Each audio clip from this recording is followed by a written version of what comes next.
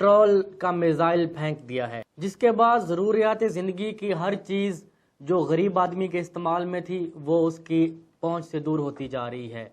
آٹا، چینی، دالیں، اس کے علاوہ اور جو چیزیں روزمرہ زندگی میں استعمال ہوتی ہیں وہ ساری چیزیں اس پیٹرول کی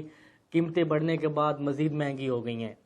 چیخا کرتا تھا مفتاح اسماعیل عمران خان کی حکومت کے اوپر کہ عمران خان نے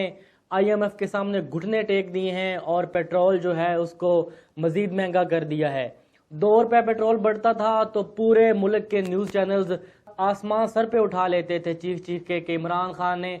پاکستان کی عوام کے اوپر اور پیٹرول کا بم گرا دیا ہے، جس سے مزید مہنگائی ہو چکی ہے اور عوام مہنگائی کی چکی میں پس رہی ہے۔ اور خدا کی کرنی دیکھیں، جس طرح عمران خان کہتا ہے کہ اللہ علی الحق ہے، اس کے بعد موجودہ حکومت اور اس وقت کی اپوزیشن نے پینترا بدلا جب عمران خان نے پیٹرول کی قیمت فکس کر دی اور یہ اعلان کیا کہ بجٹ تک پیٹرول کی قیمتوں میں کوئی اضافہ نہیں کیا جائے گا۔ اس کے بعد مفتاح اسماعیل اور اس کے حواریوں نے یہ کہا کہ عمران خان عوام کو سستا پیٹرول دے کر پاکستان کی معیشت کا بیڑا غرق کر رہا ہے، یعنی کہ عمران خان عوام کو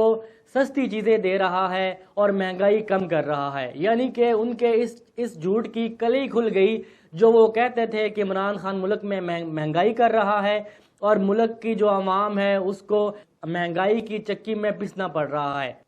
لیکن اب کیا ہوا؟